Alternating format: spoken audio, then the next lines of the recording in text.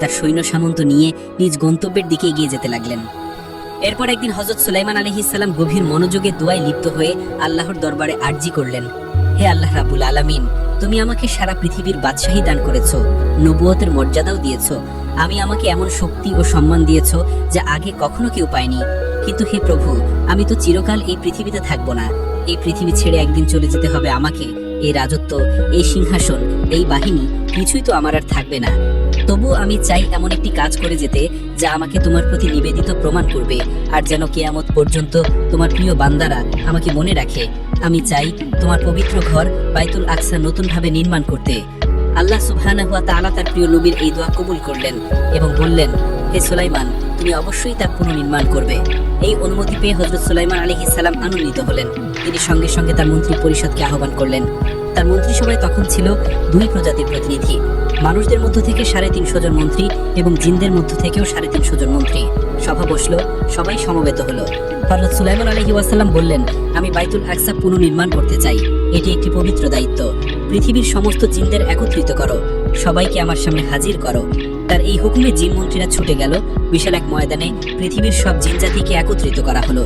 সব জিন সমবেত হলে হযরত সুলাইমান আলাইহিস ওয়াসাল্লাম তাদেরকে বললেন, আমি আল্লাহর ঘর বাইতুল আকসা আবার গড়ে তুলব।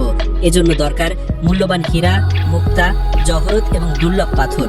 তোমরা সমুদ্রের অতল গহীন থেকে এসব সংগ্রহ করে আনো। আমি এসব রত্ন দিয়ে আল্লাহর ঘরকে সাজিয়ে তুলব, যেন তা যুগ যুগ ধরে আলোকিত থাকে। সুলাইমান আলাইহিস সালামের এই আদেশ পেয়ে জিনেরা সঙ্গে সঙ্গে কাজ শুরু করে দিল। তারা সমুদ্রের তলদেশ থেকে একের পর এক দামি হীরা, মুক্তা, জহরত ও ঝলমলে পাথর তুলে আনতে লাগলো। এরপর হযরত সুলাইমান আলাইহিস সালাম জিনদের হাতে তুলে দিলেন বাইতুল আকসা নির্মাণের একটি চিত্র এবং বললেন, এভাবেই গড়তে হবে, এই ডিজাইন অনুসারেই হবে বাইতুল আকসা নির্মাণ। সুলাইমান আলাইহিস সালাম যখন বাইতুল আকসা নির্মাণের অনুমতি পেলেন আল্লাহর পক্ষ থেকে, তখন তিনি আর দেরি করলেন না। জিনদেরকে বললেন, শোনো, এবার কাজ শুরু করো। দিন রাত এক করে কাজ করতে হবে। জিনেরা জানে এই নবীর সামনে ফাকিমার মানে মৃত্যুকে ডেকে আনা, তাই তারা দিন রাত কাজ করতে লাগলো। সুলাইমান আলাইহিস সালাম প্রথমে নিজের জন্য একটা কক্ষ নির্মাণ করলেন, পুরোপুরি কাজ দিয়ে, যেন তিনি সবকিছু দেখতে পারেন, কিন্তু কেউ তাকে স্পষ্টভাবে দেখতে না পারে। জিন্দারা দূর থেকে কক্ষে তাকিয়ে ভাবত, এই যে নবী সুলাইমান তো কক্ষেই বসে আছেন, একদম তাকিয়ে আছেন আমাদের দিকে। আর সেই ভয় তারা সারাক্ষণ কাজ করে যেত, কারণ তারা জানতো সুলাইমান আলাইহিস সালাম এক মুহূর্তের জন্য কক্ষ থেকে বের হলেন, তারা যদি বুঝে যায় তিনি নেই, তবে সঙ্গে সঙ্গে তারা কাজে ফাঁকি দেবে। জিন জাতি ছিল একটু অলস, একটু ছটফটে, তাদের শাসন না করলে ঠিকঠাক মতো কাজ হতো না। কিন্তু নবী সুলাইমান আলাইহিস সালাম ছিলেন কড়া, ন্যায়পরায়ণ এবং ক্ষমতাবান। তার ভয়ে তারা দিন রাত বাইতুল আকসা নির্মাণের কাজ করে যাচ্ছিল। দিন যায়, রাত যায়, এমনি করে মসজিদুল আকসার কাজ প্রায় শেষের পথে, 3 ভাগের 2 ভাগ প্রায় সম্পন্ন। এমন সময় হঠাৎই সুলাইমান আলাইহিস সালামের সামনে হাজির হলেন একজন অতিথি। তিনি জিজ্ঞাসা করলেন, কে তুমি? সামনে দাঁড়িয়ে থাকা ব্যক্তিটি বললেন, আমি আল্লাহর ফেরেশতা মালাকুল মাউত, আজরাইল। আল্লাহর আদেশে আমি আপনার জান কবজ করতে এসেছি।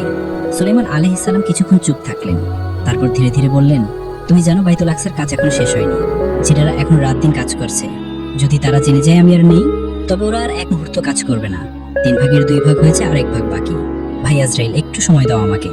আজরাইল বললেন, হে নবী, আমি ক্ষমতাহীন, আল্লাহর আদেশ মানতেই হবে, সময় দিতে পারি না। সুলাইমান আলাইহিস সালাম হতভাবে বললেন, ভাই আজরাইল, আমি তো নিজের জন্য সময় চাইছিলাম, আর না আমার রাজত্বের জন্য, সিংহাসনের জন্যও না, আমার স্ত্রী পুত্রদের জন্যও না। আমি কেবল চাই আল্লাহর ঘরটা সম্পূর্ণ হোক, বাইতুল আকসা যেন পূর্ণ হয়। আমি শুধুমাত্র এই একটি কাজ শেষ করে যেতে চাই, যাতে কিয়ামত পর্যন্ত মানুষ আমাকে স্মরণ করে।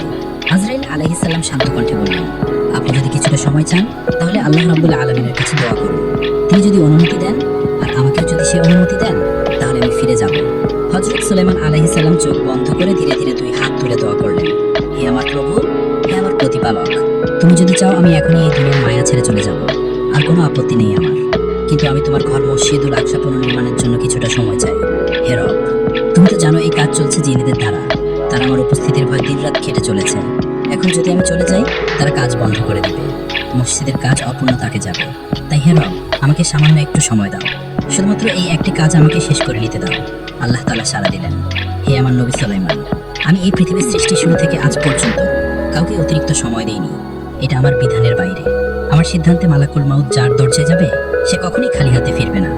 আল্লাহ এর কথা শুনে হযরত সুলাইমান আলাইহিস সালাম মাথা নিচু করে বললেন, হে আল্লাহ, আমি সন্তুষ্ট, আপনি যেটা ভালো মনে করেন সেটাই হোক। তবে একটি প্রশ্ন, আমার মৃত্যুর পর কি মসজিদুল আকসার কাজ সম্পন্ন হবে না? আল্লাহ তাআলা স্নেহ ভরা কণ্ঠে বললেন, হে সুলাইমান, চিন্তা করো না, এই দায়িত্ব এখন আমি আল্লাহ নিয়ে নিলাম। তোমার মৃত্যুর পরও এই কাজ শেষ হবে। জিন জাতিরাই এই কাজ সম্পন্ন করবে তাদের অজান্তেই। আল্লাহ এই আশ্বাসে সুলাইমান আলাইহিস সালাম নিশ্চিন্ত হলেন। তিনি ধীরে ধীরে সেই কাচের কক্ষে প্রবেশ করলেন, একটি লাঠিতে ভর দিয়ে দাঁড়ালেন আর চোখে চোখ রেখে তাকিয়ে থাকলেন জিনদের দিকে, যেন তিনি এখনো বেঁচে আছেন, নজর রাখছেন সব কিছুর ওপর। এরপর মালাকুল মউত সুলাইমান আলাইহিস সালামের জান কবজ করে নিলেন। সুলাইমান আলাইহিস সালামের ইন্তেকাল হয়ে গেল। এখানে একটা কথা বলে রাখি, নবীদের একটা বিশেষ মুজিজা আছে, আর তা হলো আল্লাহ তাদের দেহ পবিত্র ও অক্ষত